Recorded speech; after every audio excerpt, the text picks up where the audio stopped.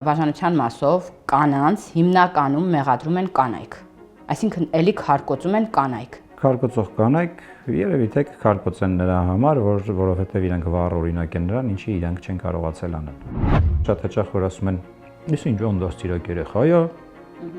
այդ դաստիարակված երեխան պետք է խելոք նստի տեղը», այդ խելոք տեղը նստած երեխան ավելի շատ խելոք նստած լինելը ոչ թե դաստիարակության նշան է, այլ ավելի շատ տրավմատիկության նշան է։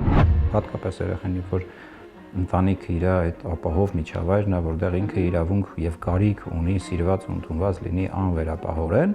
բայց երբ որ այդ երեխուն սովորացնում են, որ դու սիրված կլինես մենակ այն ժամանակ, երբ որ օրինակ համար 5 ստանաս։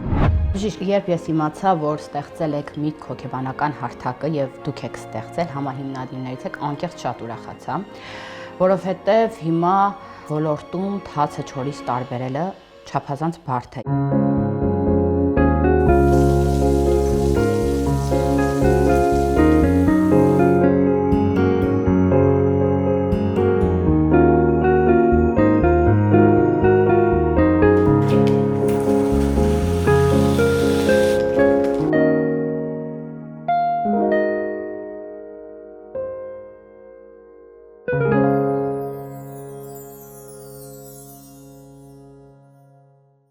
Բարև ձեզ հարգելի հետևորդներ, այսօրվա մեր զրուցակիցը բժիշկ հոգեթերապևտ միտք հոգեբանական հարթակի համահիմնադիր համանախագահ Ռաֆայել Պետրոսյանն է։ Բարև ձեզ Ռաֆայել։ Բարև ձեզ։ Շնորհակալ եմ մեր հրավերն ընդունելու համար։ Ես եմ շնորհակալ Ուրախ եմ հրավերի ձեզ համար։ տեսնելու համար մեր տաղավարում, ինչպես միշտ օգտակար զրույց է սպասվում։ Սիրով արդեն հարազատ եք դարձել։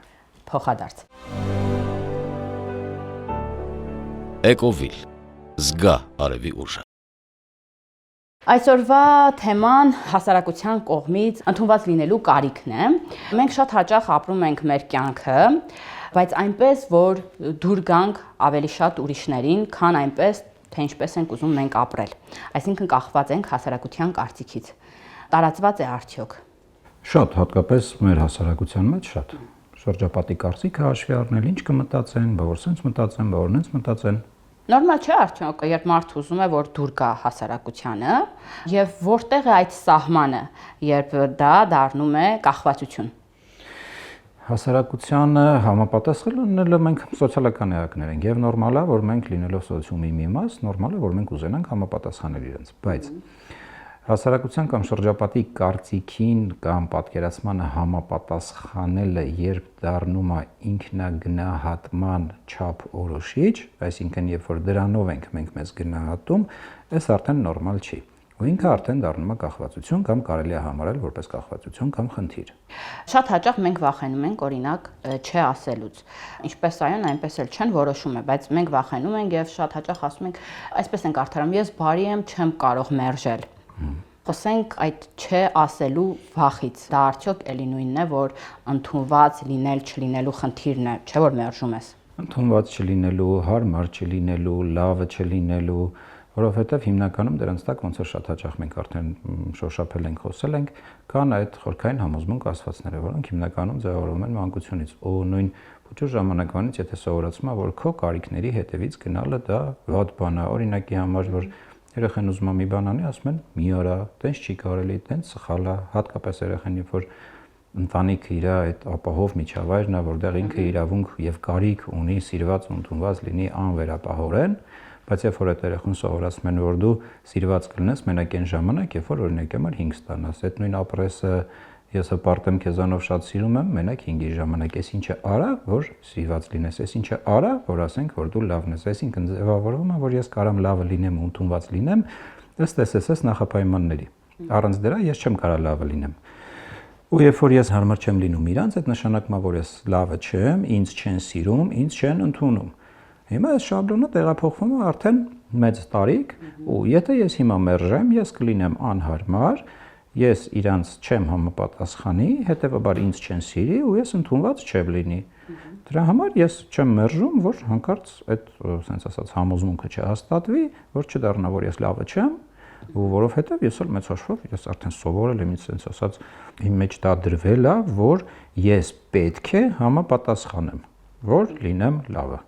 Դրա համար այլ քանի որ ես պետք է համապատասխանեմ, որ լինեմ լավը, դրա համար ես չեմ մերժում ու համաձայնվում եմ, ի վնաս ինձ։ Եվ մենք ցավոք նաև հարևանների կարծիքով, հանրության կարծիքով, միշտ հարևաններին, չէ, շեշտելով հարևան ինչ կմտածի, այդպիսի հասարակություն ենք, բայց կարծես թե տենդենց կա, հա, փոխվում է ինչ-որ բան։ Կարելի ասել, հա, մանավանդ հիմիկվա սերունդը մի քիչ ավելի եսակենտրոն, ավելի եսահաշվի առնող սերունդ է մեծանում, դրա համար էլ սերունդների մեջ էլ կոնֆլիկտ է առաջանում, մեր մեծերի սերունդի համար իրանք դառնում են անդաստիրակ, էգոիստ, էս ինչ է մեծանում, էս ինչ է, էս ոնց է, սենց է, նենց է։ Բայց այդ նույն երեխեքը ինչ որ առումով կարելի ասել ինչ որ չէ, կոնկրետ այդ տեսակետից շատ ավելի առողջ հոգեբանությամբ երեխեք են մեծանում։ Իրանց կարիքների հետևից գնացող, իրանց սահմանները իմացող ու իրանց սահմանները դնող։ Այն մոդելում, երբ որ երեխան ուզում է լացի, իրան ասում են մի լացի, դու երբ որ լացում ես սիրուն չես, այսինքն քո հույզերը դու իրավունք չունես գաս, այս ինչ հույզ ունենալը ամոթ է, այս ինչ բանն անելը ամոթ է, կամ երբ որ երեխան պատասխանում ասում է, չէ, ինձ այս ինչի ես տենց չեմ ուզում, ոնց դու ինձ պատասխանում ես, չի կարելի քո սահմանների մասին խոսալ, քո կարիքները կարևոր չեն, вообще քեզ ինչի տեղ ես դրել, որ քո ցանկություններն առաջ ես բերում։ Դրա համար իրանք սովորեն, որ դա պետքա լուր գնա ու պետքա չպատասխանեն։ Իսկ հիմիկվա երեխեքը ավելի շատ գնում են իրանց կարիքների հետևից ու դա մա շատ հաճախ որ ասում են, «Ես ինչ անդաստիրակ երեխա է,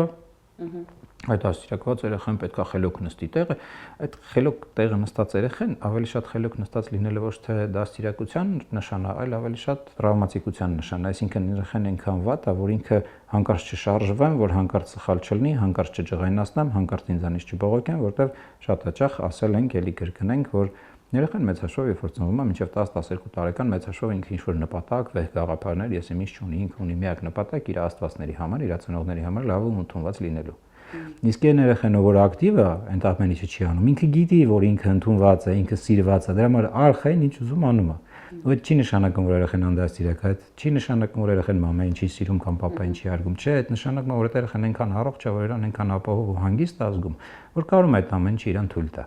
Ու դա լավ է, դա դրական է, երեխան ապահով իր ապահով միջավայրում, եթե չկարողանա իր հույզերը առաջ տանել, իր կարիքները առաջ տանել, հետո որ մեծանա գնա սոցիում, այնտեղ ոնց է ոչ ապահով միջավայրում այդ ամեն ինչը առաջ տանելու։ Դրա համար ծնողներին խորհուրդ ենք տալիս իրանց հանգստացնողները խմեն ու թույլ տան, որ երեխան ձևավորվի։ Արդյոք երեխաներին փոքր տարիքից պետք է սովորեցնել նաև էմոցիաները։ Օրինակ, մենք սովորեցնում ենք, սա բաժակ է, չէ՞։ Բայց մենք երբեք երեխային չենք սովորեցնում ինչպես սիրել։ Հակառակը կարող է սաստելու միջոցով երեխան խառնի էմոցիան։ Օրինակ, ուզենա խնձոր վերցնի կոնֆետ, մայրը ասի չի կարելի, առանց բացատրելու ինչի չի կարելի, հյուր են գնացել։ Եվ երեխայի մոտ էմոցիան խառնվի, երբ որ ինքը տեսնի խնձոր, չհասկանա սիրում է, թե չի սիրում կոնֆետ, վախ ունի, թե չունի, հետագայում դա արդեն այլ հարաբերություններում դրսևորվի այդպես, չտարբերակի սիրելը, չսիրելը, էմոցիաները։ Հասկացա, բայց երևի մեր լսարանի համար մի քիչ ավելի པարզ օրինակով վերաձևակերպեմ, կարա նման բան լինի, օրինակ, երբ որ երեխան ուզում է թեկուզ նույն մանկապարտեզ գնալուց կամ դպրոց գնալուց, հա ճիշտ է, դպրոցներ կան, որ հստակ կոնկրետ էս ինչ հագուստը պետք է հագնվի, բայց դպրոցներ կան, որ ինչ որ ազատ ոչ է։ Նո մանկապարտեզից սկսած էլ։ Երբ որ չեն թողում, երեխայի փոխարեն որոշում են, թե ինքը ինչ հագնի, ինքը ինչ ուտի, ինքը երբ կշտացավ, երբ չկշտացավ, ինքը ուզում է այս մուլտիկը նայի, չէ, ուզում է այն, երբ որ անընդհատ իր փոխարեն որոշում, երեխան հա ինքը որոշում կայացնել չի իմանում, չի սովորում այդ որոշում կայացնելը։ Հələ առավել եւս, եթե մի հատ էլ փորձում են որոշում կայացնեմ, ասում են, «Էդ ինչ ա որ», ենթադրենք, «Էդ ինչ շոր ես հագել, մազերդ էդ ինչ ես արել, էս ինչ ա քո վիճակը», կամ «Հալավ էդ ինչ անկապ գիրք ես կարդում», արժե զրկվում, մի հատ էլ էդի արվում է այդ նույն ծնողի կողմից, դուրս է գալի, որ եթե ես որոշում եմ կայացնում առանց հարցնելու, կա վտանգ, որ կարող է որոշումը սխալ լինի ու էլի ես լավը չլնեմ։ Դրա համար սկսում եմ վախենալ իմ վրա պատասխանատվություն վերցնել ու որոշում կայացնել։ Հետո այդ մոդելով գնում եմ մեծ տարիք։ Հետո այնտեղ արդեն սկսում եմ դժվարանալ իմ համար ինչ-որ որոշումներ կայացնել ու չգիտեմ էլ ես ինչ եմ ուզում։ Դրա համար շատ հաճախ սկսում եմ շրջապատից հարցնել. իսկ ես ինչի հետ կապված ինչ ես կարծում ես, հագնեմ թե այնի հագնեմ, էսա սիրուն թե այնա սիրուն։ Առանց ընկերուհու չի կարողանում գնա հագուստ ընտրի իր համար, որովհետև ինքը չի կարող որոշի։ Դրա համար ընկերուհուն տանում է, որ ընկերուհին իր փոխարեն որոշի, որ էսա սիրուն թե այնա սիրուն, որովհետև իր համար դժվար է ու ինքը ունակել չի, ասենց ասած ինքնուրույն որոշում կայացնի։ Դա նաև վախ է, այսինքն չսխալվելու կամ մի պահ, երբ մարդը իրեն դատարկ է զգում, որովհետև զգում է, որ ոչ թե ապրում է իր կյանքը, իր որակով կյանքը, ինչպես կուզենար ապրել, այլ ապրում է ուրիշի, կարծես թե ուրիշի կյանքը, ուրիշի ընտրած կյանքը։ Նման դեպքերում ինչ պետք է անել կամ ինքնուրույն կարող է մարդը ինքը գա այս եզրահանգմանը, որ ոնց որ ուրիշի կյանքն եմ ապրում, թե սկզբում ինքը իրան դատարկ կզգա, տխուր կզգա, կդիմի մասնագետին եւ մասնագետի հետ կգան այդ փուլ։ Եթե մի քայլ հետ գնամ ընդեղից պատասխանելով գամ, այդ նույն որ մենք մեզ թվում է թե դա նորմալ է, որ մենք հասարակության կամ շրջապատի կարծիքը, չեմ ասում հաշվի առնենք, այլ կախված լինենք, փորձենք ձգտենք համապատասխանենք այդ ամեն ինչին, իրականում դա շատերն ասում են դե դա նորմալ է, էլի այն ամենասկզբին գնանք, նորմալ է, եթե դա չի դարել, ասենց ասած ինքնագնահատման գործիք, որ դրանով դու քեզ գնահատես, թե եթե համապատասխանեցի ուրեմն լավն եմ, եթե չհամապատասխանեցի ուրեմն լավը չեմ։ Եթե չի դարել այդ գործիքը կամ ինքը այդ գործիքը չի հանդիսանում, ապա օքեյ, նորմալ է։ Որտեղ մենք որպես սոցիալական էակ նորից եմ ասում, նորմալ է, որ համապատասխանենք ինչ որ ընդունված նորմերի։ Բայց երբ որ արդեն դա այդ կախվածությունն ասվածն է, այդ ընդունված լինելուց կախվածությունն ասվածն է, այս մարդը որպես կանոն դրա հետագա ընթացքը դա տագնապայնությունն է, դա դեպրեսիան է, դա ճակերտավոր ասած նևրոզներ են, որովհետև այդ մարդը անընդհատ ապրում է այդ տագնապային մտքերով լարված, բա որ չընդունեն, բա որ սենց լինի, բա տենաս ինչ կլինի, բա որ սենց անեմ չստացվի, բա որ սենց բավորն է, դա բարձրացնում է տագնապայնությունը։ Տագնապայնությունը բարձրացնելուց հետո իր մոտ սկսելու են ավելի շատ տագնապային մտքեր առաջանալ։ Տագնապային մտքերը շատանան, դրանից առաջանալ տագնապայնությունը այլ ավելի է բարձրանալու, մի հատ էլ գումարվելու է սիմպտոմատիկան։ Սիմպտոմատիկան սկսելու է ազգալ, քանի որ չի ունենալու ինֆորմացիան թե ինչ է կատարվում, դառնալու է պանический атака։ Պանический խոճապի գրող։ Դրանով երևի թե դիմելու է մասնագետի։ Եթե բախտը բերի միանգամից հայտնվի հոգեբանի մոտ, գերագետ հոգեբանի մոտ, եթե բախտը չբերի, սկզբում հայտնվի վատ նյարդաբանի ձեռքերում, որոշ ժամանակ դեղեր ընդունի, տեսնի չի ստացվում, չի հանցնում, հետո նոր։ Չնայած այս վերջերս շատ շնորհակալ եմ որոշակի նյարդաբանների, ովքեր ի սկզբանե այցելուն գա եկել է ասել է, ես որոշում եմ այդ նյարդաբանը իսկականից հալել է, որտեղ այդ մարդը ասել է, ես կարամ քեզ հիմա դեղեր նշանակեմ, որը քո վիճակը մի քիչ կթուլացնի, բայց քո խնդիրը հոգեբանական է, դա քո խնդրի լուծումը չի, գնա դիմի համապատասխան մասնագետին։ Եվ կամ տագնապայնության բարձրացման ու խոճապի գրողների արդյունքում ենք էլի հայտնվելու մասնագետի մոտ, կամ դեպրեսիվության, որովհետև ինքը անընդհատ փորձելու է ուրիշների կարիքները բավարարել, իր կարիքները չի բավարարվելու, ինքը սպառվելու է, առաջանալու է ագրեսիա ուրիշների հանդեպ, իր հանդեպ ագրեսիա առաջանալու, սկսելու է չհարգել ուրիշներին, սկսելու է չհարգել իրան, կոպիտ ասած ատել ինչ որտեղ իրան, դրանից հետո դեպրեսիան ավելի խորանալու է, հետաքրքրությունն է կորելու տարբեր բաների հանդեպ, ուրախություն զգալու կարողությունն է պակասելու եւ դեպրեսիայի արդյունքում է էլի հայտնվելու մասնագետի մոտ, այսինքն կամ սենց կամ նենց միևնույն է էլի հայտնվելու է այդտեղ, շուտ թե ուշ։ Կանայք մենք սպառվում ենք, փորձում ենք գեղեցիկ հագնվել, ինչու՞ չէ, նաև տարբեր միջամտությունների են դիմում էսթետիկ, վիրահատական, որպեսզի մեծ հաշվով ընդունված լինեն տղամարդկանց կողմից կամ հանրության կողմից։ Սա եւս ինքնագնահատականի խնդիր է, որովհետեւ մենք շատ հաճախ տեսնում ենք, այդքան հաճախ չի իհարկե, բայց գովելի է, որ տեսնում ենք նաև կանանց, որոնք չեն անում այդ միջամտությունը ու շատ գոհ են, ներդաշնակ են, երջանիկ են։ Կա սահման արդյոք, նորմալ է, նորմալ չէ։ Եթե գնում ենք վիրահատության զուտ նրա համար, որ ես վիզուալ ինձ ավելի լավ զգամ, օքեյ, գնամ։ Եթե գնում եմ վիրահատության, որ տղամարդը ինձ ընդունի կամ հասարակությունը ինձ ընդունի, այդ արդեն չեղավ։ Այսինքն այդտեղ էլի են խորքային ընդունված լինելու, չընդունված լինելու վախնա կամ ընդունված լինելու կարիքն է, որ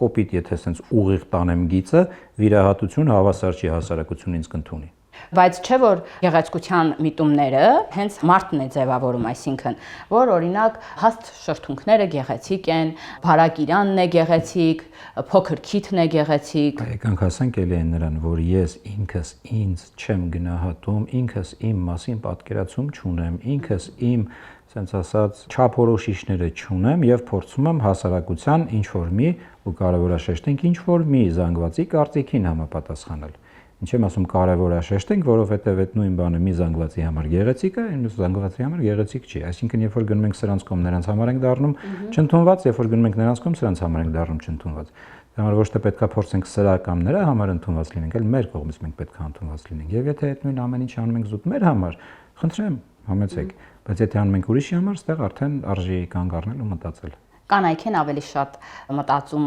ընդունված լինելու մասին, թե տղամարդիկ։ Եվ ստատիստիկայով եթե ասեմ կանայք, բայց ավելի շատ սա սեռով չի պայմանավորված, այլ նույն մանկությունից եկածող հարցերով, դաստիարակությունով, շրջապատով եւ այլն, որովհետեւ նույն ես ասվածը տպավորություն չունի, որ մենակ ընտանիքից է գալիս, ճիշտ է, ընտանիքը որոշիչ դեր ունի, բայց այնտեղ էլի բաներ կան, որոնք որ նպաստում ու ձևավորում են։ Ինչ ֆիզիկական կամ հուզական հետևանքներ կարող են թողնել նման խնդիրները։ Դե հուզականը արդեն ասացինք, այսինքն էմոցիոնալ առումով կամ հոգեբանական առումով ընդհանուր մինչև տագնապային խանգարումներ, դեպրեսիաներ, ֆիզիկական առումով սկսած, եթե կենսագործունեության առումով ասենք կամ սոցիալական կյանքի առումով ասենք, աշխատանքի հետ կապված խնդիրներ, անձնային աճի հետ կապված խնդիրներ, եթե մարմնական առումով ասեմ, այդ նույն սիմպտոմատիկան տագնապայնությամբ պայմանավորված կամ նույն սննդային վարքի խանգարումներ կարող են առաջանալ, տարբեր են։ Ես մեկնաբանություններում ուշադրություն եմ դարձրել, որ բաժանության մասով կանանց հիմնականում մեղադրում են կանայք, այսինքն էլի քարկոծում են կանայք։ Նույն սեռը, որ ինքը կարող է գտնվել այդ իրավիճակում, ամենաշատը հենց ինքն է քարկոծում, տենդենսը մեծ է, որ ավելի սկսել են նաև պաշտպանել, բայց կան նաև քարկոծողներ, այսինքն էլի հանրային ճնշում է տեղի ունենում տվյալ մարդու հանդեպ։ Ճակերտավոր ասած քարկոծողների առումով տղամարդիկ, քարկոծող տղամարդիկ կքարկոծեն նրա համար, որ դադարում են լինել իրենց հարմար։ Քարկոծող կանայք երևի թե կքարկոծեն նրա համար, որովհետև իրենք վառ օրինակ են նրան, ինչի իրենք չեն կարողացել անեն։ Ու դրա համար այդ իրանց մոտ նեգատիվ բաներ առաջանում ու սկսում են, քանի որ ավտոմատ ճանաչողական process-ներ չեմ ասում նստում, մտածում, կոպիտ ասած գլխներին զոր են տալիս, բայց դա ավտոմատ ճանաչվում է, որ եթե ինքը դա կարացավ անի, ես չկարացա անեմ, ուրեմն ես վատն եմ, ես թույլ եմ։ Հիմա եթե ես թույլ եմ, ինքը ինձանից բարձր է, ինչ պետք է անեմ։ Պետք է իրան գցեմ, որ իր ֆոնի վրա ես նորից բարձրանամ։ Ու այդ նույն ձևով սկսում եմ գցել։ Բայց նույն տղամարդկանց առումով էլ, երբ որ տղամարդիկ քննադատում են կամ ասում են, նույն տղամարդիկ էլ պետք է գիտակցեն, որ եթե իրանց կողքի կինը դժբախտ լինի, եթե իրանց կողքի կինը վատ լինի, դրանից իրանց ընտանիքի մթնոլորտը վատն է լինելու։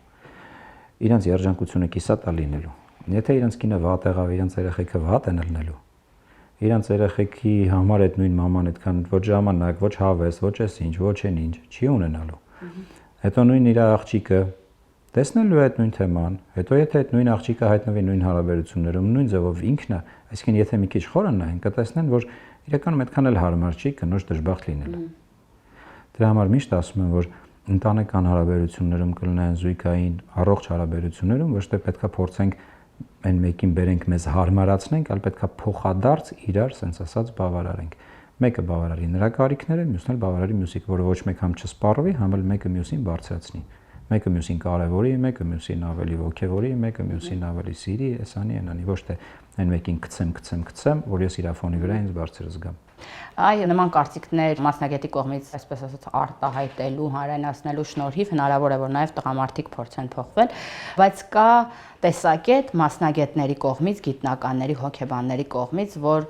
օրինակ ավելի շատ այն տղաներն են, այն ազգերի մեջ են տղաները փապկասուն, այսպես ասած, ուժեղ չեն եւ հետեւաբար հեշտ է որ կինը հարմար լինի իրեն, հարմարվի եւ այլն, այն ազգերը, որոնք ցեղասպանվել են եւ մայրերը, այսպես ասած, տղայապաշտություն են ունեցել։ Արդյոք համամիտեք եւ այս թեմայով ինչ կասեք։ Կարա տեղ ունենա իրականության մեջ, հա իհարկե։ Եվ ցեղասպանությունը տեղ դեր ունի ցեղասպանությունը եւ տղա չկորցնելու, տղամարդ չկորցնելու եւ տղամարդուն գեր արժևորելու, բացի այդ նույն ցածր ինքնագնահատական, իսկ ցածր ինքնագնահատականով ծնողը դաստիարակում է ցածր ինքնագնահատականով երեխա, ու ինքը ասենց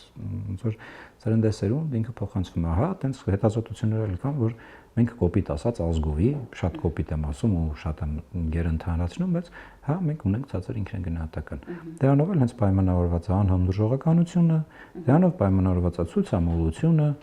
դրանք բոլորը այդ ինքնագնահատականի, ասենց ասած, խնդիրների արտացոլումներն են։ Թումանյանը եւս անդրադարձել էր ստեղծագործություններում, թե ինչպես են իր հերոսները դառնում նույն հասարակարգի կարծիքների զոհը։ Եթե մեզ լսում է ինչ-որ մեկը, որը խնդիրներ ունի, տեսնում է իրեն այս ամեն ինչում, տեղավորում է իրեն այս հարցազրույցի թեմայի մեջ եւ ուզում է փոխել իր կյանքը, առաջին քայլը որտեղից պետք է սկսի։ Գիտակցելը հենց առաջի քայլն է, որը շատ կարևոր է, ոչ թե թաքնվել, ասենց ասած բլոկել, ծածկել, աչք փակել, որովհետև եթե մենք խնդրի վրա աչք ենք փակում, դրանով խնդիրը չի լուծվում, հետո ինքը միևնույնը շարունակում է իր հետագա բարդություններն առաջացնել ու ձնագնդի օրինակով ինքը գլորվելով մեծանում է, հետո շատ ավելի դժվար է լինելու։ Դրա համար եթե կան նման խնդիրներ ու նկատում են իրենց, որ հա իրենք իրենց գնահատում են շրջապատի կարծիքով, իրենք նույն մերժելը չգիտեն նույնիսկ այն դեպքում, երբ որ որովհետև ուրիշ բանա որ դու ինքդ ուզում ես չմերժես, ուրիշ բանա դու չես ուզում համաձայնվես, բայց կոպիտ ասած ստիպված համաձայնվում ես։ Եթե կան նման մարդիկ ու դա գիտակցեցին, դա շատ ողջունելի է։ Երկրորդ քայլը դա դիմել համապատասխան մասնագետին ու մասնագետի օգնությամբ անցնել այդ ճանապարհը։ Ինքնուրույն հնարավոր է, բայց շատ դժվար, շատ տարբեր փշոտ ճանապարհներ փորձելուց հետո նոր միգուցե հայտնվեն sense ասած ճիշտ ճանապարհին, դրա համար գոյություն ունի մասնագետ, ով կարա sense ասած թաթիկը բռնած այդ ճանապարհով անցկացնի։ Բժիշկ, երբ ես իմացա, որ ստեղծել եք Միտք հոգեբանական հարթակը եւ դուք եք ստեղծել, համահիմնադիրներից եք, անկեղծ շատ ուրախացա, որովհետեւ հիմա ոլորտում թացը չորից տարբերելը չափազանց բարդ է եւ հնարավոր է արդեն իսկ խնդիր ունեցող, արդեն իսկ վատ վիճակում գտնվող մարդը հայտնվի երկրորդ խնդրի մեջ, դիմելով վատ մասնագետի։ Նման դեպքում շատ պաշտպանված կարելի է զգալ, որովհետև ոչ միայն դուք եք, այլ նաև այնտեղ ներառված են մասնագետներ Միտքում, որոնց, այսպես ասեմ, իմ կողմից, որոնց դուք երաշխավորում եք, ուրեմն։ Խնդրում եմ խոսենք Միտք հարթակի մասին, ովքեր կարող են դիմել, որտեղից կարող են, on-line կարող են, օրինակ արտերկրում ապրող մեր հայրենակիցները դիմել եւ այլն։ Իրականում հարթակի ստեղծման նպատակներից մեկը կամ հիմնախնդիրներից մեկը հենց դա էր, որովհետև շատ հաճախ է լինում այդ Նես չի որ չեմ ուզենա անունը դնեմ ասեմ միայն հոգեբանության ոլորտում է դա չէ բոլոր ոլորտներում էլ դա կա բժշկության մեջ էլ կա չեմ որ ավտոտեխնիկայի մեջ էլ կա էլեկտրոնիկայի խանութ ամեն տեղ էլ այդ խնդիրը կա բայց հատկապես այդ կարծրատիպերից ելնելով դժվարություններից ելնելով եւ ֆիզիկական առողջությունը էլի հեշտ է գնաս հիվանդությունը դե բուժես բայց հոգեկանի մասին խոսալը գիտակցելը հերիք չի գնալ մի հատ էլ վստահել բացվել ու երբ որ այդ ամեն ինչը մի կերպ հաղթահարելուց հետո հայտնվում ես մի մասնագետի մոտ որը լավ հերիք չի օգնում մի բան էլ ավելի վնասում է ու նեգատիվ փորձ ես ունենում դրանից հետո էլ ավելի ես կորցնում թե հավատը թե հույսդ ու հետո այդ խնդրից կոպիտ ասած էլ չես կարա դուրս գաս որովհետեւ չես էլ դիմի ու նպատակներից մեկը հենց այդ էր որ փորձենք հնարավորինս ֆիլտրած մասնագետներով հարթակ ստեղծել ու հա մեր մասնագետների հենց հիմա այնտեղ գրանցված մասնագետների ճնշող մեծամասնությանը անձամբ ես եմ ճանաչում ու երաշխավորում այն մասնագետներին ում էլ որ չեմ ճանաչում իմ կողմից վստահված մասնագետներ են իրենց համար sense ասած երաշխավորում բոլորը կրթություն ունեցող մասնագետներ են բոլորը դիպլոմավորված sense ասած բոլորն էլ եւ այնտեղ միայն հոգեբան հոգեթերապևտներ չեն նույն հոգեբուժների էլ ենք ներառել ենք նաեւ էնդոկրինոլոգի, սրտաբանի, շուտով նյարդաբանել, էլի վստահելի, որովհետեւ որ նեղ հոգեբանական առումով նայող լինեն դրանց, որովհետեւ նույն խոճապի գրողներով այցելուները որ դիմում են, ասենք մեզ ամեն դեպքում ինչքան էլ վստահ լինենք, ամեն դեպքում մի հատ սրտաբանի կոնսուլտացիա պետք է մանավանդ երբ որ ասենք կինը համապատասխան տարիք մի հատ վահանաձև գեղձապետ հորմոններ են պետք, որ հետո այդ մարդուն մի հատ էլ չուղարկես ուրիշ տեղ գնա չմանում, արդեն ունենք վստահելի օրինակ համար էնդոկրինոլոգ, որ ինքը կարա գրանցվի իր մոտ համ որպես վստահելի մասնագետ, համ գրանցման առումով ինքը արդեն շատ ավելի հեշտ դառնում, ոչ թե գնալ, պրոբկեք, հերթեր, այս ինչեր, ինչ էլ միանգամից մտնում են հավելվածով տեսնում են, որ այս ինչ մասնագետն է, իր սերտիֆիկատներն է, կրթությունն է, ամեն ինչը կա, կարող է նայում ասում այս մարդու դեմքը իմ դուրի չի գալի, ես ուզում եմ այս մեկի մոտ գնամ, այսինքն ընտրության հնարավորություն կա ու ինքը պարզ դա տեսնում է, կրթությունով էլ, աշխատանքի մոտեցումով էլ կարող ասի, չէ, այս ինչի իմ համար մի քիչ չոր մոտեցում է, ես այս ուղղությամբ աշխատող մասնագետ եմ ուզում, տեսնի այդ մասնագետն, այսինքն ընտրության հնարավորություն կա վստահություն կոպիտ ասած վերջում ինչ որ առումով բողոքելու տեղ կա, որ օրինակի համար եթե չնայած մեր մոտ եղած մասնագետները նոր չեմ ուզում ասեմ 100%, բայց 99.99%-ով վստահ եմ, որ չի կարա լինի նման ինչ-որ խնդիր, բայց եթե ինչ-որ բողոքելու կարիք լինի, բողոքելու տեղ կա, դիմելու տեղ կա։ Գրանցման առումով շատ հեշտ գնային սահմաններն են տարբեր օրինակի համար մեկին այս արժեքը ընդհանրենք ասում եմ իմ համար դա հարմար չի, ինքը կարա ավելի հարմար ծառայության արժեք ունեցող մասնագետի ընտրի, որը էլի, ասենց ասած, վստահելի մասնագետ է։ Ձեր հարցին, որ որտեղից, արտերկրից ցանկացած որտեղ որ կա ինտերնետ, եթե լուսնի վրա էլ կա ինտերնետ, լուսնից էլ կարող են գրանցվեն, ու արդեն միանգամից էլ ոչ թե մասնագետի համար էլ է ինքը աշխատանքը հեշտացնում, էլ ամեն զանգի պատասխանը էլ չեմ անում, ինչպես բաներ չկա, մտնում եմ մոտը տեսնում եմ, դու արդեն դնում ես քո ազատ ժամերը, մտնում ես տեսնում ես այսօրվա, այս ժամն է քո մոտ ազատ սեղմումը քեզ որպես մասնագետ արդեն նամակ է գալիս, որ այսինչ մարդը ուզում է այսինչ ժամին քո մոտ գրանցվի։ Եթե քեզ հարմար է, արդեն դու միանգամից նշում ես, որ հարմար է, всё, արդեն այցը գրանցվում է։ Հետո եթե տեսազանգով է լինելու, հենց հավելվածի մեջից էլ առանձին WhatsApp, Viber, ուրիշ բաներ պետք չէ, հենց հավելվածի մեջից նույն այդ ժամին երկուսով էլ միանում են հարթակին, կնոպկան սոխում են ու ասում են տեսազանգի։ Եթե ուզում է ֆիզիկապես գնա, գրանցվելուց հետո այցը ամրագրելուց հետո արդեն իր մոտ այնտեղ բժշկի հասցեն, այսինչ եթե բժիշկ է, եթե հոգեբան է, համապատասխան մասնագետի հասցեն տվյալները բացվում է, դրանից հետո արդեն իր հետ կապի մեջ է լինում եւ էլի մոտենում է։ Ինքը շատ է հեշտացնում թե մասնագետի, թե այցելուի գրանցվել է այդ տեխնիկական sense ասած հարցերը եւ նաեւ մասնագետների որակի առումով, վստահելիության առումով փորձում ենք ստանանք հնարավորինս sense ասած ֆիլտրված զանգված, որտեղ որ նման խնդիրներից կխուսափենք։ Ես շատ ուրախ եմ, որ միտում կա բժիշկների կողմից ցուցելու այցելուին դեպի հոգեբանի, շատ հարգելով բժշկի մասնագիտությունը, բայց այսպիսի դեպք եղել իմ կյանքում, երբ ես վախեր եմ ունեցել ինչ որ տարիքում, կպչուն մտքեր վախեր հարազատի կորուստի հետ կապված, որ ինձ թվում էր իմ բարեկամները, հարազատները մտերիմ սիրելի մարդիկ կմահանա, ես գնացել եմ նյարդաբանի մոտ, շատ բարի կին էր, բարի դեմքով, եւ ինքը ինձ լսելուց հետո ասաց, որ ընդամենը դու բարի աղջիկ ես, ով անհանգստանում է իր հարազատների համար։ Եվ ճանապարհեց տուն, հետագայում ես այցելեցի ձեզ մոտ եւ բավականին մեծ աշխատանք եւ արդյունավետ աշխատանք տարանք միասին եւ անցան իմ բոլոր վախերը։ Կցանկանամ ասեք միջինում քանի այցի մասին է խոսքը, որ այցելելով մարդը կարող է իրեն արդեն լավ զգալ, որովհետև կան մեթոդներ, որ տարիներով մարդը պետք է գնա։ Գուցե էլի արդյունավետ են, չենք ստորադասում դա, բայց մարդը ինքը ուղղակի պատրաստ չի ժամանակի առումով, ինքը ուզում է շուտ լավ զգա իրեն, ավելի շուտ ունենա որակով կյանք։ Խնդրեմ անդրադառնալ։ Դրա հետ կապված ճիշտ եք ասում, նախ շնորհակալ եմ անկեղծության համար, ու դա շատ գովելի է նույն մեր լսարանի համար էլ, որ իրանք էլ իմանան, որ եւս մի անգամ sense ասած փորձենք այդ կարծրատիպը կոտրենք, որ դա ամոթ է, դա ես իմ ինչը, ու sense հանրային այդ ամեն ինչը ասել, որ հպարտ եմ ձեզանով։ Ինչ վերաբերվում է այցերի քանակին, էլի կախված ուղղությունից, կախված խնդրի խորությունից, եւ այո, շատ ճիշտ է, կա ուղղություն տարիներով կարատևի, բայց նաեւ կախված է թե ինչ խնդրի հետ ենք աշխատում։ Դրա համար եթե խոսեմ կոնկրետ իմ ուղղվածության մասին, միջինում 10-12 այցի մասին է խոսքը, չնայած հիմա արդեն հիմնականում 10-12-ի էլ չի ասում, 8-ի է հասնում,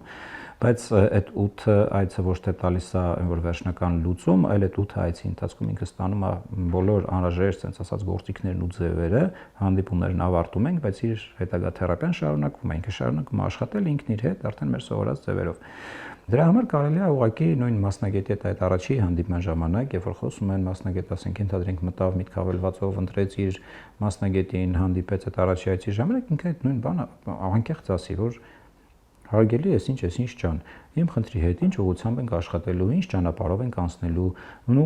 մասնագետն էլ որպես կանոն ինքն էլ հենց առաջի հանդիպման ժամանակ, երբ որ հանդիպում են խնդիրը դուրս են բերում, կազմում են աշխատանքային հետագայի համար պլան, որ իմանա այցելուն ինչ ճանապարհներով անցնելու, ուր է գնալու, ինչ դժվարությունների կարա հանդիպի, որ կոպիտ ասած աչքերը փակ չգնա այդ ճանապարհով, այլ մոտավորապես իմանա որտեղից ինչ սպասի, ինչ դժվարություն կարա ունենա, այդ դժվարությունը ոնց է հաղթահարելու, որովհետև կարա լինի, որ այդ նույն դժվարության մասին ինքը չիմանա էլ, երրորդ այցին ենթադրենք այդ դժվարությանը հանդիպեն, ու իր համար շատ խորը հիասթափություն գնա ու մի հատ էլի նեգատիվ փորձ առաջանա հոգեբանի հետ։ Դրա համար ստեղ մի քիչ ավելի սկզբից պետք է այդ ամեն ինչը ներկայացվի, ու դա ամոթ բան չի, որ մասնագետին էլ հարցնեն, ասեն օրինակ հիմա ես պատրաստ եմ դրան տրամադրեմ այսքան ամիս, այսքան ամսում մենք ինչ արդյունք կարանք ստանանք կամ շատ ուղղել կարելի ասել, ինչ եք կարծում, ինչքան կտևի դա կամ ինչ ճանապարհ ենք անցնելու միջինում, այսինքն կարելի է հարցնել, խոսալ ու մասնագետի հետ փորձել նենց աշխատանքային պլան կազմել, որ հնարավորինս ադապտացված լինի, բայց բնականաբար նաև ունենք այն գիտակցումը, որ հոգեբանությունը դա ասենց ասած ճտիկ չի, որ ճտոցնես անցնի, ոչ էլ կախարդական փայտիկի հարց է, որ ասենց անես ու լուծվի։ Այո, եւ շատ երկար տարիների կուտակված խնդիրները, տրավմաները այդպես մի օրում, մի ժամում չի կարող լուծվել։ Իհարկե, բայց կարևորը աշխատելն է։ Շնորհակալ եմ շատ։ Ես էլ եմ շատ շնորհակալ։ Մարքեթինգ, SMM, PR աջակցություն ձեր բիզնեսի կամ ընկերության համար, շուկայում ճիշտ դիրքավորվելու եւ մեծ թվով վաճառքներ գրանցելու համար։ SMM ծառայություններ, որակյալ եւ բովանդակային քոնթենտի ստեղծում, հետաքրքիր սցենաներով ռիլերի պատրաստում, սոցցանցերի կառավարում եւ առաջխաղացում, ինչպես նաեւ պրոֆեսիոնալ ֆոտո եւ վիդեո արտադրություն, համագործակցություն ԶԼՄ-ների, բլոգերների եւ ինֆլուենսերների հետ։ Եվ ամենակարևորը, որի հնարավորությունն ունեն միայն մեր գործընկերները։ Ձեր բիզնեսի մասին լսելի կլինի նաև բիզնես ելակետի հաջողված նախագծերում, որոնք Instagram-յան եւ YouTube-յան հարթակներում ապահովում են հազարավոր դիտումներ եւ հավանումներ։ Դիմեք Էկովիլ ընկերությանը եւ խնայողություն կանեք գումարային տեսքով։ Միանշանակ, աշխարհն արդեն անցել սոլարներին։ Սովորական տան ծորակից եկող, այդ ինչպես է այդպես պատահում։ Grohe-Blue-ն է, հենց այստեղ էլ գրված է։ Grohe-Blue կարդացի, այո։ Կայցելեք մեր գործընկերոջ մոտ, The Garden ռեստորան, այնտեղ ձեզ սիրով կսպասեն։ Պայման մի օր կայցելենք։ Մեդիա ասոցիացիա։ Գրագետ եւ անհատական մոտեցում յուրաքանչյուր գործընկերոջ համար։ Փաթեթներին ծանոթանալու համար գրել էջին կամ զանգահարել 094 091 147 հեռախոսահամարով։